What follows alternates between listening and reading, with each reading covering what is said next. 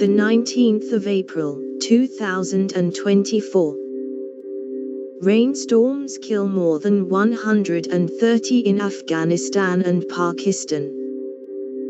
Pakistani officials warned of more flooding and heavy rainfall next week, stoking fears of a particularly brutal monsoon season to come.